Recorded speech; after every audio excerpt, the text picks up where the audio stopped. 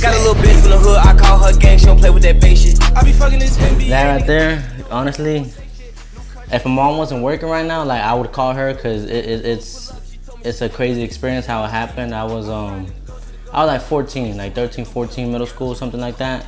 And when we went to sleep, I think we had 2 dogs when we went to sleep. I bought them as puppies and stuff, and I wasn't into the breeding all the way, but I was trying to get into it, right? And then overnight, like everybody went to sleep, and I ended up going on. At the time, that's when everybody was posting on Craigslist and stuff like that. So I went. By the time my mom and everybody went to sleep, we had 2 dogs in the yard. By the time she woke up, there were like 7, 8 dogs in the yard, tied up on each post of the fence and everything. Like overnight, I just did a whole bunch of research of this dog, like what to do, what not to do, breeding and all stuff like that. So I wanted to get into it heavy then, around 14, 15. Yeah, that right there was a crazy experience. I mean, I wish she wasn't working right now, because the way every time we meet somebody or go to somebody's house, she ends up telling them now, because she knows that I breed dogs and stuff. So she always gives them a rundown of how I started really. Right now I'm into the bullies heavy. I'm thinking about the Frenchies, the French Bulldogs. I like them, but I did a research on them, and other people are telling me there's a lot more complications and a lot more like staying on top of them you gotta do than bullies.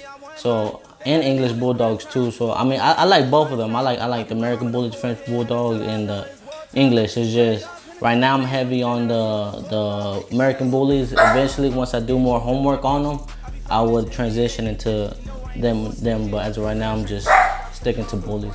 Right here, look, Poppy. This is a Lilac Trimurl right here. This is my first production. I had him. He's 11 months right now. He's a Lilac Trimurl. That's the one that I have open for stud. And then this right here, these pups right here are my second production. They had the same mom, a different dad. I bred the mom back to her half brother, and I created them. And this one right here, SBC Fat Daddy, he looks just like his grandpa Kenzo. That nice chest spread and everything. And this is Mercedes right here. So whenever she gets older, I do a lot of line breeding in my camp. So what I'm gonna do, I'm gonna breed Mercedes back to Papi Chulo and keep a female from that litter and run it back to Fat Daddy. Like that's how I'm gonna keep getting SBC Fat Daddy, SBC Papi Chulo, SBC. Like I want to run a bully camp and most of the front of these in the pedigree. Like whenever you look at a dog, I want it to be like, oh yeah, that's Serrano Bully Camp's dog. That's his face, his structure, all that. So, and then him, I have right now, I don't know when this video will come out, but he did 3 breeding so far. I have another 2 coming up the next week. So November 13th, his fee's going up to $1,500. So yeah, I lock in now before it goes up, and the lock-in is only $250. Yeah, like crazy. Not just me, my wife and my kids too, cause we're with them since day one. As soon as they come home from the C-section, we're with them for the next 2 months. Like every 2 hours for the first 2 weeks. You gotta feed them, stay on top of them, make sure they're eating right and they're not too hot, too cold, stuff like that. So then watching them grow up, play with them, kids play with them, let them go outside, run around and stuff.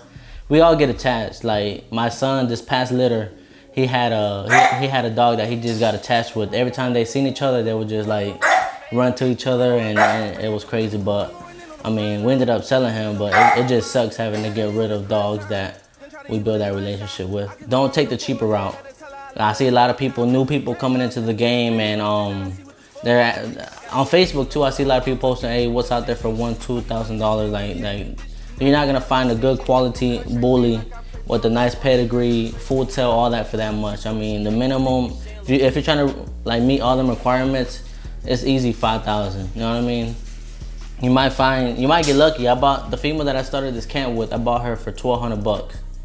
And she's beautiful, full tail, clean feet, no high rear, clean body. You know what I mean? She's not perfect, but she's perfect. You know what I mean? So I got a good price on her, but don't take the cheaper route. Don't.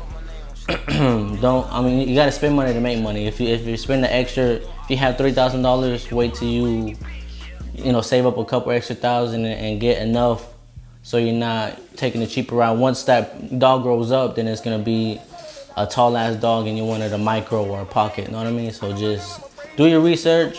That's the main thing, do your research. A lot of people are going off Like, let's say you want to come in the game.